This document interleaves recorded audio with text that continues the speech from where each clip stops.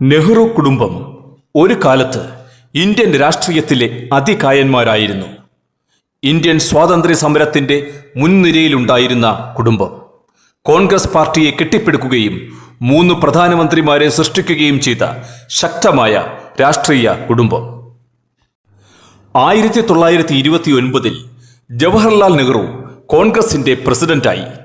പിന്നീട് സ്വാതന്ത്ര്യാനന്തര ഇന്ത്യയുടെ ആദ്യത്തെ പ്രധാനമന്ത്രിയുമായി.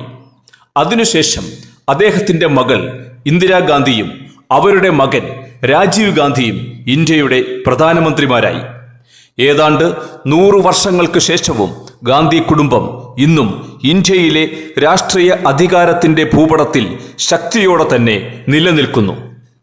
2 പതിറ്റാണ്ടോളം കോൺഗ്രസ് പാർട്ടിയെ ഭരിച്ച അമ്മ സോണിയാഗാന്ധിയിൽ നിന്നാണ് 2017 മകൻ രാഹുൽ ഗാന്ധി പാർട്ടിയുടെ അധ്യക്ഷസ്ഥാനം ഏറ്റെടുത്തത്. ഇന്ന് ലോക്സഭയിൽ പ്രതിപക്ഷ നേതാവായി രാഹുൽ ഗാന്ധി വളർന്നിരിക്കുന്നു. എന്നാൽ നാം ഇപ്പോൾ ചർച്ച ചെയ്യുന്നത് പ്രിയങ്കയെക്കുറിച്ചാണ്. രാഹുലിന്റെ സഹോദരിയായ പ്രിയങ്കയെക്കുറിച്ച്. ഒരു പക്ഷേ വരും കാലങ്ങളിൽ മറ്റൊരു ഇന്ദിരാഗാന്ധിയായി മാറിയേക്കാവുന്ന പ്രിയങ്ക ഗാന്ധിയെക്കുറിച്ച്.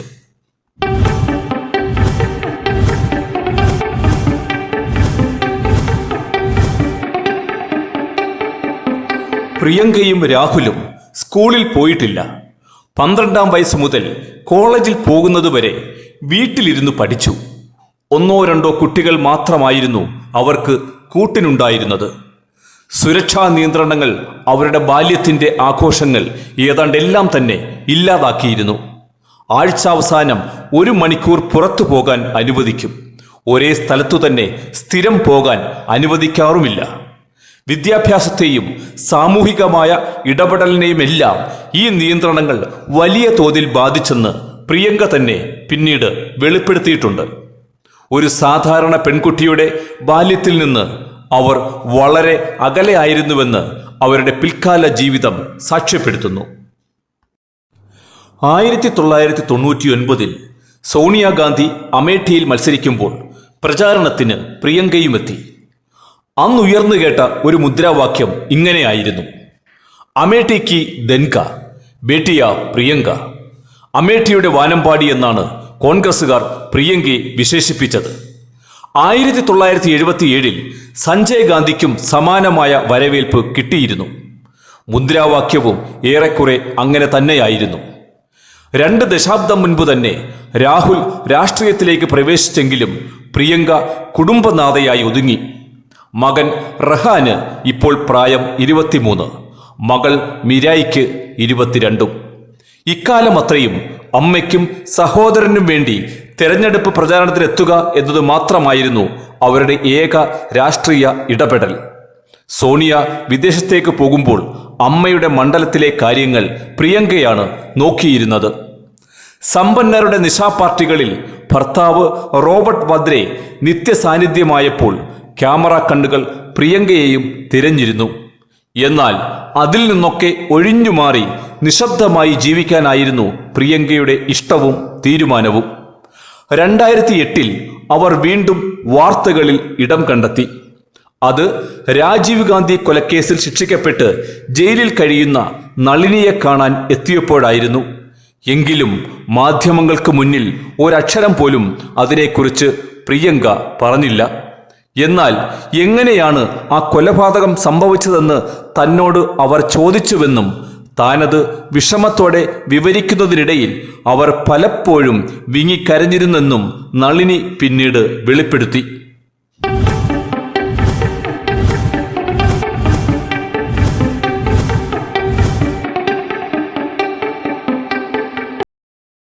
കഴിഞ്ഞ 4 വർഷ കാലയളവിൽ മുനയൊടിക്കുന്ന മറുപടികളുമായി BJPയുടെ ആരോപണങ്ങളെ പ്രതിരോധിച്ചത് പ്രിയങ്കയാണ്. ലഖിംപൂരിൽ കർഷകരെ കാറിടിച്ച് വീഴ്ത്തുന്ന വീഡിയോ പ്രദർശിപ്പിച്ച് പ്രധാനമന്ത്രി നരേന്ദ്രമോദിയോട് പ്രിയങ്ക ഗാന്ധിയുടെ ചോദ്യം ഇങ്ങനെയായിരുന്നു: താങ്കൾ ഈ വീഡിയോ കണ്ടിരുന്നോ? എന്തുകൊണ്ട് മന്ത്രിയെ ഇനിയും പുറത്താക്കുന്നില്ല? എന്തുകൊണ്ട് അദ്ദേഹത്തിൻ്റെ മകനെ അറസ്റ്റ് ചെയ്യുന്നില്ല? ഞാൻ ഉൾപ്പെടെയുള്ള പ്രതിപക്ഷ നേതാക്കളെ FIR പോലുമില്ലാതെ കസ്റ്റഡിയിൽ വയ്ക്കുമ്പോൾ മന്ത്രിയുടെ മകൻ സ്വതന്ത്രനായി നടക്കുന്നു. സ്വാതന്ത്ര്യത്തിൻ്റെ 75ാം വാർഷികാഘോഷത്തിനായി ലക്നൌവിലെത്തിയ താങ്കൾ ഒരു കാര്യം ഓർക്കണം. ഈ സ്വാതന്ത്ര്യം നമുക്ക് നേടിത്തന്നത് രാജ്യത്തെ ഈ കർഷകരാണ്. ആ ചോദ്യവും ഉത്തരവും ജനലക്ഷങ്ങളുടെ മനസ്സിൽ പ്രതിധ്വനിച്ചു. ആ ചോദ്യത്തിനും ഉത്തരത്തിനും മുന്നിൽ ഭരണകൂടം ഒന്ന് പതറുകയും ചെയ്തു. സമരം ചെയ്യുന്ന മനുഷ്യരോടുള്ള തൻ്റെ ഐക്യദാർഢ്യമാണ് പ്രിയങ്ക അന്ന് പരസ്യമായി പ്രഖ്യാപിച്ചത്. കോൺഗ്രസ് അധികാരത്തിലെത്തിയാൽ സ്ത്രീകളുടെ താലിമാല പോലും സുരക്ഷിതമായിരിക്കില്ലെന്ന് നരേന്ദ്രമോദി ആരോപിച്ചപ്പോൾ രാജ്യത്തിനു വേണ്ടി താലിമാല ത്യാഗം ചെയ്തയാളാണ് തൻ്റെ അമ്മയെന്ന് അച്ഛൻ രാജീവ് ഗാന്ധിയുടെ രക്തസാക്ഷിത്വം പരാമർശിച്ച് പ്രിയങ്ക ഉജ്ജ്വലമായി തിരിച്ചടിച്ചു. യുദ്ധമുണ്ടായപ്പോൾ സ്വന്തം ആഭരണങ്ങൾ സംഭാവന ചെയ്തയാളാണ് തൻ്റെ മുത്തശ്ശിയെന്നും അവർ കൂട്ടിച്ചേർത്തു. തോക്കുയർത്തി തടയുന്ന പോലീസുകാരോട് ആർജവത്തോടെ കൈ ചൂണ്ടി സംസാരിക്കാൻ അവർക്കിന്ന് ശക്തിയുണ്ടായിരിക്കുന്നു. അതൊക്കെ ഫലം കണ്ടത് കഴിഞ്ഞ തെരഞ്ഞെടുപ്പിലാണ്.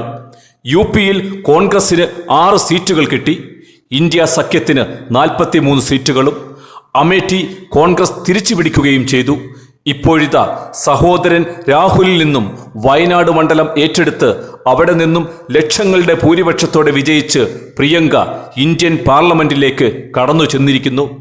എതിരാളികൾ ഇനി പോരാടേണ്ടത് രാഹുലിനോട് മാത്രമല്ല, പ്രിയങ്ക എന്ന ധീരയായ ഒരു പെൺസ്വരത്തോടു കൂടിയാണെന്നുള്ളത് അവരെ കുറച്ചൊന്നുമല്ല കുഴപ്പത്തിലാക്കുന്നത്. ഒരു പക്ഷേ നിരൂപകരുടെ അഭിപ്രായത്തിൽ രാഹുലിനേക്കാൾ നന്നായി ഹിന്ദി സംസാരിക്കുന്നത് പ്രിയങ്കയാണ്. ഹിന്ദിയിൽ സംസാരിക്കുമ്പോൾ ഇംഗ്ലീഷിൽ ചിന്തിക്കുകയും പിന്നീട് വിവർത്തനം ചെയ്യുകയും ചെയ്യുന്ന രാഹുലിൽ നിന്ന് വ്യത്യസ്തമായി പ്രശസ്ത ഹിന്ദി പണ്ഡിതനായ ഹരിവംശ് റായ് ബച്ചൻ്റെ വീട്ടിൽ കുട്ടിക്കാലത്ത് മണിക്കൂറുകളോളം ചെലവഴിച്ച അനുഭവത്തിൽ നിന്നും പ്രിയങ്ക ഹിന്ദിയിൽ സാധാരണ വർത്തമാനം പറയുന്നതിൽ രാഹുലിനേക്കാൾ മിടുക്ക് കാണിക്കുന്നു. ഇത് ഹിന്ദി മേഖലയിൽ പ്രാദേശിക നേതാക്കളുമായും പ്രവർത്തകരുമായും വേഗത്തിൽ ആശയവിനിമയം നടത്താനും അവരുമായി വ്യക്തിപരമായ ബന്ധം വളർത്തിയെടുക്കാനും പ്രിയങ്കയെ പ്രാപ്തയാക്കുന്നു. ഇത് എതിരാളികൾക്ക് കനത്ത വെല്ലുവിളി തന്നെയാണ്. അങ്ങനെ ഇന്ന് ഇന്ത്യൻ രാഷ്ട്രീയത്തിൽ രാഹുലിനോളം തന്നെ പരിചിതമായ രാഷ്ട്രീയ മുഖങ്ങളിലൊന്നായി പ്രിയങ്ക ഗാന്ധി മാറിയിരിക്കുന്നു.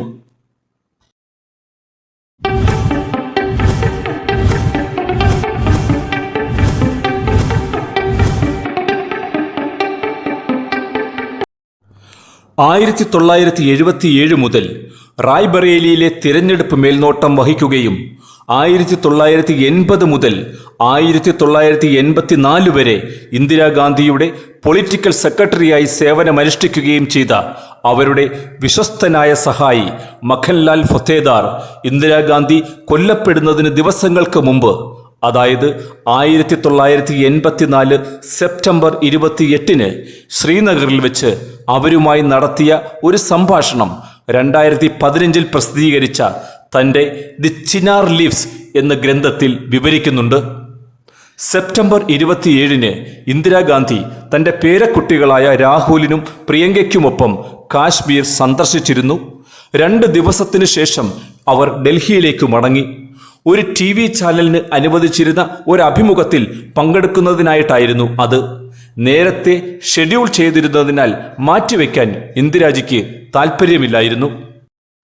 1984 സെപ്റ്റംബർ 28 സംഭവങ്ങൾ അനുസ്മരിച്ചുകൊണ്ട് ഫത്തേദാർ ഇങ്ങനെ എഴുതുന്നു: ഒരു ദിവസം ക്ഷേത്രങ്ങളും ദർഗകളുമൊക്കെ സന്ദർശിച്ചുകൊണ്ട് തൻ്റെ പേരക്കുട്ടികളുമായി ഗസ്റ്റ് ഹൗസിലേക്ക് മടങ്ങുമ്പോൾ ഇന്ദിരാജി പ്രിയങ്കയെക്കുറിച്ച് വളരെ ശ്രദ്ധേയമായ ഒരു കാര്യം പറഞ്ഞു.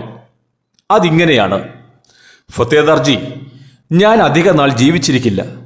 പക്ഷേ ഈ പ്രിയങ്ക വളരുമ്പോൾ നിങ്ങൾ ശ്രദ്ധിക്കണം. ഫത്തേദാർ ചോദിച്ചു: അപ്പോൾ ഞാൻ അത്രയും കാലം ജീവിക്കുമെന്ന് മാഡം കരുതുന്നുണ്ടോ? അതിന് ഇന്ദിരാഗാന്ധി ദൃഢമായ ഒരു പുഞ്ചിരിയോടെ ഇങ്ങനെ പറഞ്ഞു: തീർച്ചയായും. പിന്നെ ഇങ്ങനെ കൂട്ടിച്ചേർത്തു: പ്രിയങ്ക വളരുന്നതും ദേശീയ ചക്രവാളത്തിൽ തിളങ്ങുന്നതും കാണാൻ നിങ്ങൾ ഉറപ്പായും ജീവിച്ചിരിക്കും. ആളുകൾ എന്നെ അവളിൽ കാണും. അവളെ കാണുമ്പോൾ അവർ എന്നെ ഓർക്കും. അവൾ തിളങ്ങും. അടുത്ത നൂറ്റാണ്ട് അവളുടേതായിരിക്കും.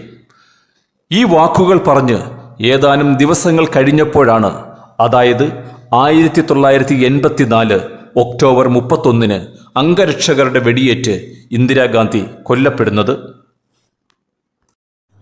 പ്രിയങ്ക തെരഞ്ഞെടുപ്പിൽ വിജയിച്ച് ഇന്ത്യൻ പാർലമെന്റിൽ അരങ്ങേറ്റം കുറിച്ച ഈ വേളയിൽ ഫത്തേദാർ രേഖപ്പെടുത്തിയ ഈ സംഭാഷണത്തിന് ഒരു പ്രവചന സ്വഭാവമുണ്ടായിരുന്നതായി നാം മനസ്സിലാക്കുന്നു. ഇന്ദിരാജിയുടെ വാക്കുകൾ സത്യമാകുന്നത് കാണാൻ കഴിയാതെ 2017 സെപ്റ്റംബർ 27 ML ഫത്തേദാറും അന്തരിച്ചു. എന്നാൽ ആ പ്രവചനം സത്യമാകുമോ എന്നാണ് ഭാരതത്തിലെ ജനകോടികൾ ഇന്ന് ഉറ്റുനോക്കുന്നത്. അവർ ചോദിക്കുന്നു, ഞങ്ങളുടെ പ്രിയങ്ക ഇന്ദിരയാകുമോ? ആ ചോദ്യത്തിനുള്ള ഉത്തരത്തിനായി ചരിത്രം കാത്തിരിക്കുന്നു. Come on TV, please subscribe to this channel for more news and facts.